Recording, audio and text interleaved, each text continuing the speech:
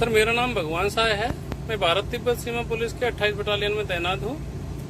मैं पिछले 9 महीने से मेरी 2 समस्या और 1 शिकायत, जो मेरी समस्याएं थी वो एक थी मेरी विकलांगता को लेके अपनी फैमिली को साथ रखने की, जो कि मैं अपना नहाने धोने का और छोटे मोटे कार्यों में असमर्थता थी मेरी।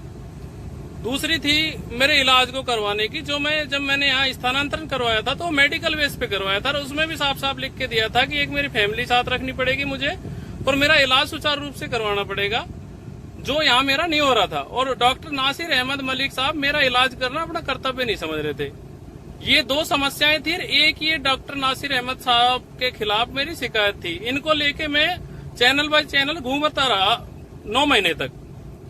जब मुझे लास्ट में फिर मैं हर जगह अप्लाई करता रहा, मैंने एप्लीकेशन भी लिखी कि मुझे सीओ साहब से मिलाया जाए। लेकिन जिस दिन मुझे सीओ साहब से मिलाया गया, एक तो उस दिन मेरी तबीयत ठीक नहीं थी। मैंने हमारे एसआईएमटी साहब को बता दिया था कि जब उनका कॉल आया था कि आपको सीओ साहब से मिलना है, मैं बोला सर मेरी आज तबीयत बहुत ज्यादा खराब है, 2 दिन पहले ही मेरा पैर फिसला था, उससे मेरे पैर में दर्द है और मेरी दाढ़ का इलाज चल रहा था जिसकी आरसीटी होनी है, फिलिंग होनी है, उसकी कैप लगेगी, उसके बाद इसका दर्द ठीक होएगा।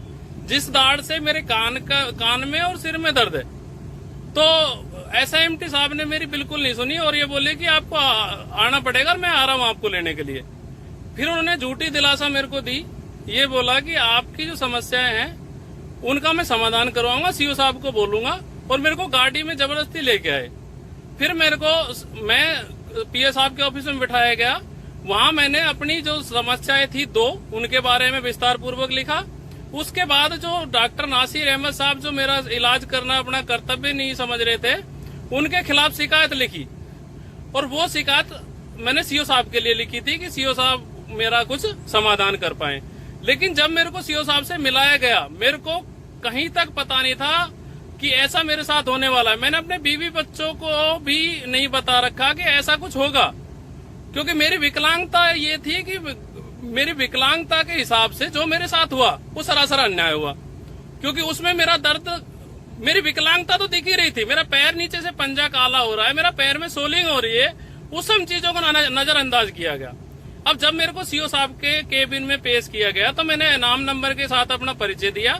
उसके बाद सीओ साहब मेरे को ये बोले कि तू आईटीपी पे बोझ है, जबकि सर मेरे स्वर्णिम कार्य भी होंगे, ऐसी बात नहीं है। मैं पिछले 9 साल से बल में कार्यरत हूँ, तो उन पे सबको नजरअंदाज किया गया। उसके बाद ये बोला कि हाँ तू क्यों मिलना चाहता है, शब्द ही कुछ और थे।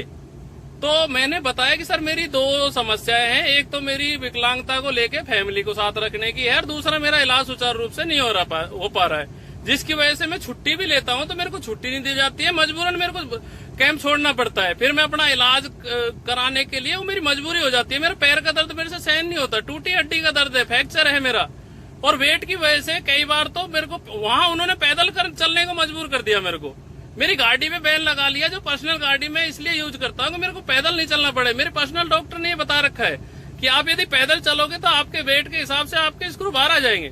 फिर ये कहानी मेरे साथ पहले भी हो रखी है, उस वजह से मेरा ऑपरेशन दोबारा हुआ। तो सीओ साहब के सामने जब मैं पेश हुआ तो उन्होंने पहले तो ये बोला कि तू आईटीपी पर बोझ है। इस शब्द से मेरे भारत तिब्बत सीमा पुलिस बल के जवान होने के नाते मेरी गरिमा को ठेस पहुंचाई गई। उसके बाद ये पूछा गया कि हाँ तू क्यों मिलना चाह रहा था मेरे से। मैंने समस्याएं बताई, उनको शिकायत बताई। उसके बाद फिर सीओ साहब ने मुझे बोला कि ये छोड़ो, आप ये बताओ कि आप 2 तारीख को कैंप छोड़ के क्यों चले गए थे। मैंने बोला सर मैं मेडिकल में गया, मैंने वहां ओपीडी कराई। ओपीडी कराने के बाद मैं सीओ साहब से मिला, अपनी डायरी में ओपीडी एंट्री करवा के डॉक्टर नासिर अहमद साहब से। सीओ साहब ये गलती से आ गया है। डॉक्टर नासिर अहमद साहब से मिला। डॉक्टर नासिर अहमद साहब से मिला तो उन्होंने मेरे को ये बोलकर वापस भेज दिया कि आपके पैर के कागज नहीं है हमारे पास और मैं आपका इलाज नहीं कर सकता। मैं जब वापस अपनी ब्रांच में आया तो मैंने छुट्टी दी। छुट्टी देने के बावजूद मेरे को छुट्टी नहीं दी गई, सरासर साफ साफ शब्दों में मना कर दिया गया और पाबंदियां लगाई गई कि एक तो तू गेट के बाहर नहीं जाएगा, जबकि मेरी फैमिली वहां से मात्र 600 मीटर दूर पे थी। जो कि मैं जब आया था फर्स्ट में तभी सीओ साहब लक्ष्मण सिंह यादव साहब से मिला तो उन्होंने मेरे को टेम्परेरी परमिशन दी गई बच्चों के पास से ड्यूटी करने की। और वो मेरी जब तक चलती रही जब तक कि यहाँ सीओ साहब ट्रांसफर नहीं हुए। अब जब सीओ साहब यहाँ ट्रांसफर हो गए उसके बाद मेरी जिंदगी में और भी ज्यादा शारीरिक पीड़ाएं हुई, मानसिक पीड़ाएं हुई। मेरे को दोनों तरीके से प्रताड़ित किया जा रहा था। तो मैंने सारा कुछ बताया कि सर मेरे को छुट्टी नहीं मिली, इस वजह से मेरे को जाना पड़ा। वहीं उसी केबिन में हमारे एमटीओ राम कुमार साहब भी खड़े थे। उनसे पूछा गया कि हाँ इसने छुट्टी दी थी, तो उन्होंने कबूला कि हाँ इसने छुट्टी दी थी, लेकिन बोला छुट्टी इसलिए मैंने इसकी नहीं करी कि ये उसी दिन छुट्टी से वापस आया था। उसके बाद मेरे को बोला सीओ साहब ने कि तू तो मतलब सरासर अफसरों को फंसाने के चक्कर में है, जबकि मेरी समस्याएं नहीं दिख रही थी उनको। मेरी 2 दिन से दाढ़ी नहीं बनाई गई, मेरे से खड़ा नहीं हो जा रहा था, इस वजह से पैर में दर्द था, लेकिन वो चीजें सब नजरअंदाज की जा रही थी। मेरी विकलांगता पे तो इतना बड़ा सवाल खड़ा किया उन्होंने कि मेरे को शर्म आने लगी वहां खड़ा होके। तो उसके बाद सीओ साहब ने ये पूछा उनसे कि भाई आप काम क्या करता है। उन्होंने सरासर बोला कि सर ये कोई काम ही नहीं करता है और इसको हम लाइन से और एमटी तक सरकारी गाड़ी देते हैं आने जाने के लिए।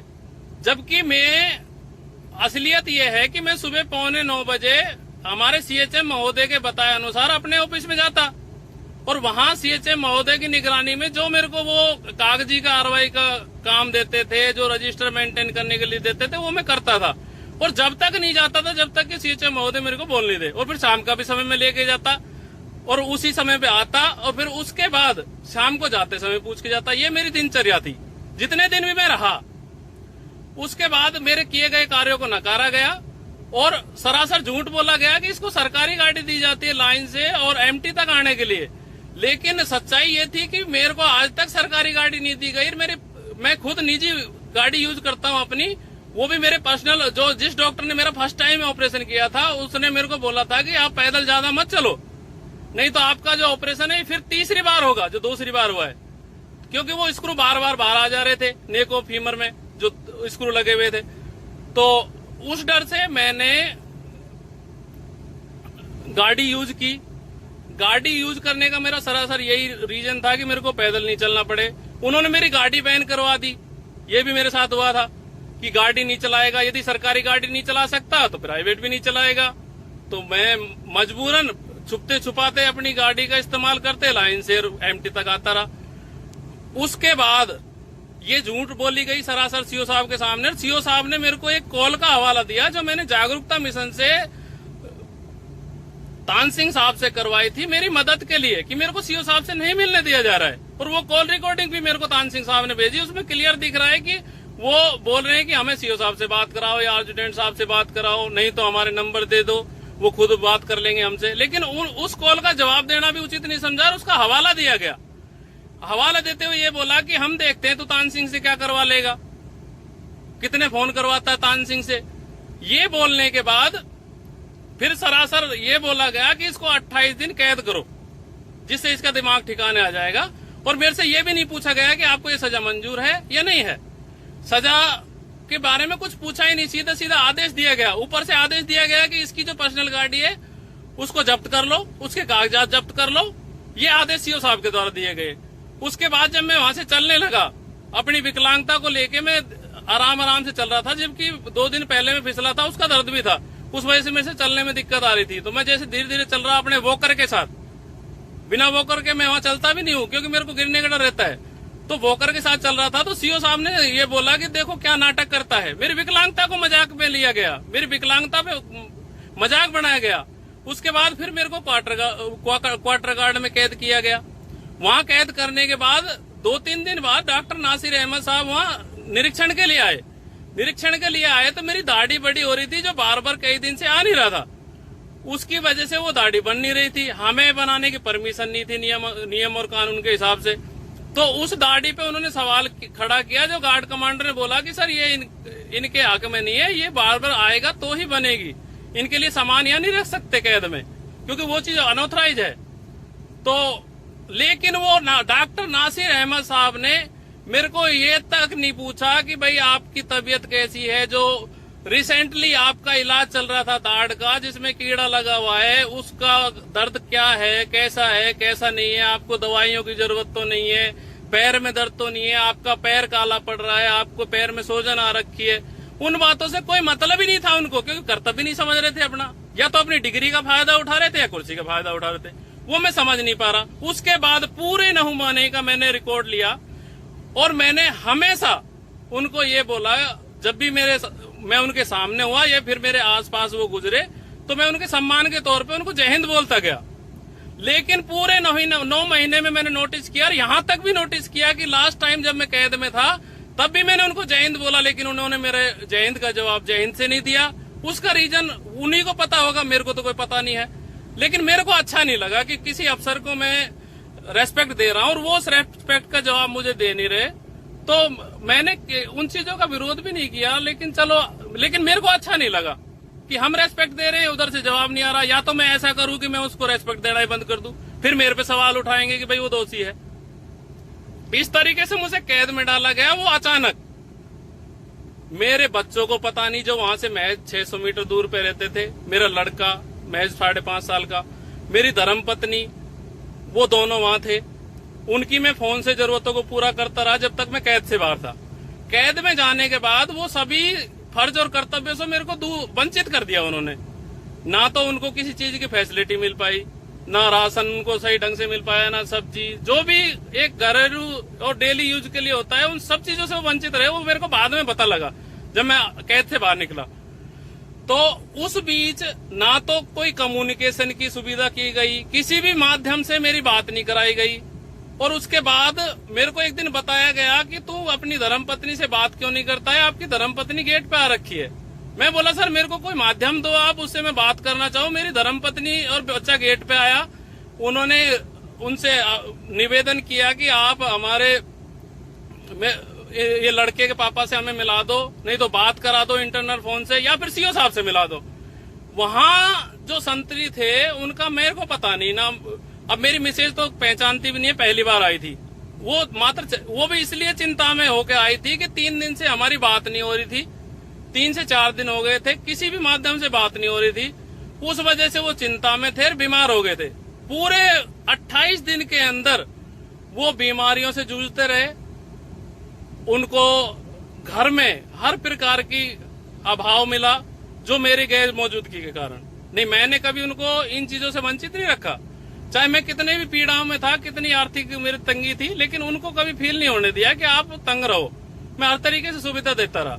लेकिन इस 28 दिन में मेरे बच्चे की पढ़ाई मारी गई, 28 दिन की, जो मेरे व्हाट्सएप से चलती थी। मेरा लड़का बिल्कुल उस पढ़ाई से दूर हो गया, जो मेरे व्हाट्सएप से चलती थी। मैं अपने बच्चे को वो ट्रांसफर करता था फोन करके, क्योंकि घर पे फोन जो था वो कीपैड वाला था और मेरे पास एंड्रॉइड वाला था। वो एंड्रॉइड फोन जब्त कर लिया गया तो उससे दोनों, एक तो कम्युनिकेशन बंद हो गया और एक मेरे लड़के की पढ़ाई बंद हो गई। उसके बाद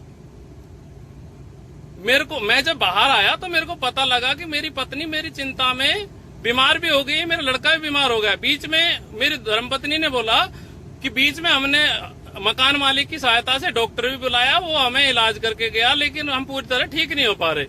मैंने इन कारणों को देखते हुए कैद से निकलने के बाद फिर छुट्टी अप्लाई की, जिसमें मैंने सीधा रीजन दिया कि मेरी खुद की भी बीमारी है और मेरे बच्चे भी पिछले 1 महीने में बीमार हो चुके हैं। वहां किसी ने जाके ये तक नहीं पूछा, जबकि मैंने अवगत करा रखा था अपने ब्रांच को कि मेरे बच्चे वहां रहते हैं। उनमें से 1-2 तो ऐसे थे जो उन्हीं के गांव के थे और वो उनको भली भांति जानते थे। वो बोलते थे कि वो हमारे परिवार से बिलोंग करते हैं, तो उस हिसाब से वो सब परिचित थे कि मेरे बच्चे रहते कहाँ हैं। लेकिन किसी अधिकारी ने, किसी अधीनस्थ अधिकारी ने, ना मेरे सीएचएम महोदय ने, किसी ने भी ये उचित नहीं समझा कि उसके बच्चे अकेले हैं, उनसे पूछ लें कि भाई उनको किसी तरीके की कोई समस्या तो नहीं है, किसी चीज का कोई अभाव तो नहीं है। किसी भी तरीके की बात उनसे पूछी नहीं गई। उसके बाद जब मैं बाहर आया, मैंने छुट्टी के लिए अप्लाई कर दिया, तो फिर वही राम कुमार साहब फिर टांग अड़ा दी, बोला ये छुट्टी नहीं जाएगा। फिर उसके बाद मैं वहां से निकला। वहां के बाद मैंने सोचा कि ये छुट्टी नहीं देंगे तो मेरी तो फैमिली मर जाएगी, क्योंकि मैं ही उनके लिए एक सहारा था। बाकी और किसी को वो बोलना भी उचित नहीं समझ रहे थे कि लोग टेंशन में आ जाएंगे। तो मैं गेट को कैसे न कैसे पार किया एक गाड़ी के पीछे, जबकि उन्होंने मेरे को गाड़ी के हिसाब से कुछ और समझा था। तो मैं गेट पार करके वहां पास में ही जाटूसाना थाना पड़ता है, उसमें गया।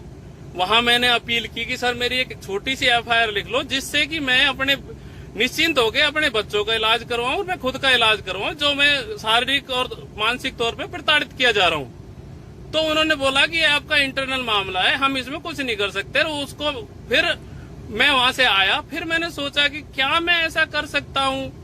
फिर मैंने दोबारा जागरूकता मिशन में फिर फोन किया, तान सिंह सर से बात हुई, उन्होंने हर तरीके से मेरी बात को सुना। अब मैं ये वीडियो हर तरीके से पूरे देश और दुनिया के सामने देना चाहता हूं कि एक्चुअली मेरे साथ ऐसा क्यों घटित हुआ। मेरी तो मात्र समस्याएं थी और एक शिकायत थी, उनको लेके मैं 9 महीने से जूझ रहा था, जबकि वो मेरे मौलिक अधिकार थे। उन मौलिक अधिकारों से 9 महीने मेरे को वंचित रखा गया, जबकि मैंने ट्रांसफर जब मैंने करवाया था, मेडिकल बेस पे करवाया था, उसमें एप्लीकेशन में साफ साफ लिख के दिया था कि मेरी फैमिली साथ रखनी पड़ेगी, मेरा इलाज सुचारू रूप से करवाना पड़ेगा। लेकिन यहाँ उन सब चीजों से मुझे वंचित रखा गया और अलग अलग तरीके से शारीरिक और मानसिक तौर से प्रताड़ित किया जा रहा। अब मैं यहाँ से परेशान हो चुका हूँ। अपना जो मैटर है इसको हमारे डीजी महोदय, हमारे भारत देश के प्रधानमंत्री नरेंद्र मोदी जी के पास, गृह मंत्री अमित शाह जी के पास किसी न किसी माध्यम से इसको पहुंचाऊंगा। इससे सरासर साबित होगा कि एक जवान को किस तरीके से मानसिक और शारीरिक रूप से प्रताड़ित किया जाता है कि वो आत्महत्या कर लेता है। मैं इन चीजों से बहुत दूर रहता हूं, क्योंकि मैं सुसाइड जैसे शब्द को अपने लाइफ के आसपास नहीं आने देता। क्योंकि सुसाइड एक ऐसी चीज है, आप तो चले जाओगे लेकिन आपको उसके बाद कोई दोषी करार दे सकता है, आप पे आरोप लगा सकता है, कुछ भी साबित कर सकता है। आप थे उसके गवाह, वो चले गए। इन चीजों में भरोसा करता हूं कि यदि मैं जिंदा हूं तो अपनी लड़ाई लड़ सकता हूं, अपने हक और न्याय के लिए बोल सकता हूं। लेकिन मैंने सुसाइड कर लिया तो उसके लिए फिर वो आरोप भी लगा सकते हैं कि भाई ये बंदा खुद गलत था। तो मैं ये बताना चाहता हूं सभी को, तो मैं सभी के सामने ये वीडियो रख रहा हूं, इस पे गौर कीजिए।